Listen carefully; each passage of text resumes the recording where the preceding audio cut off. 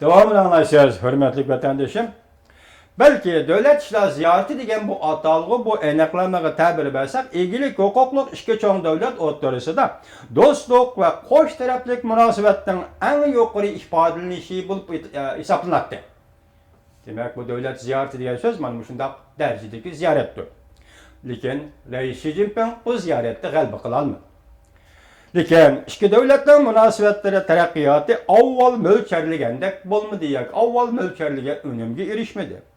Amerika Johns Hopkins Universitetining Xalqaro tadqiqot institutining professori David Lampton mundaq ko'rsatdi.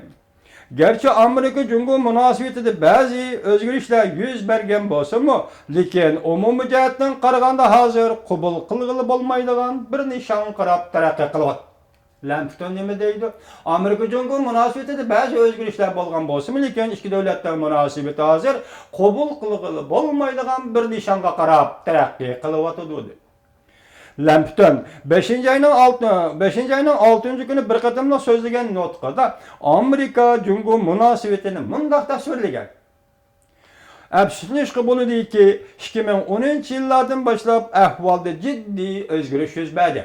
Demak, Jungo Amerika munosabati 2010-yillardan boshlab jiddiy o'zgarish yuz berdi. Amerika Jungo munosabati 0 nuqtaga yetib keldi.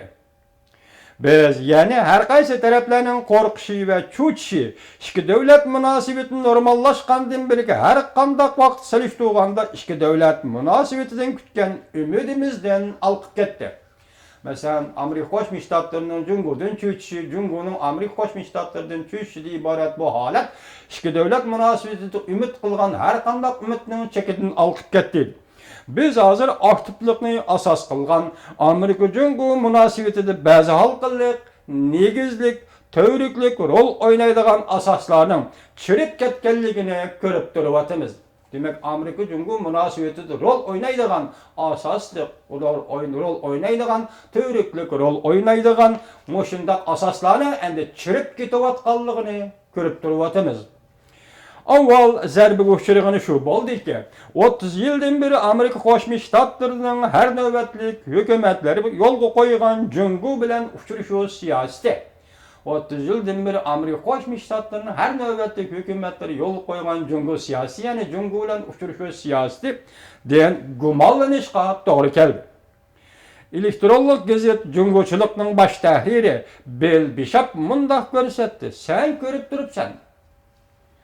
30 yildan bir Amerika Jungo ikki davlat munosabatiga turk bo'lgan uchrashuv siyosati dal hozir ko'p degan gumon qilishlarga uchradi.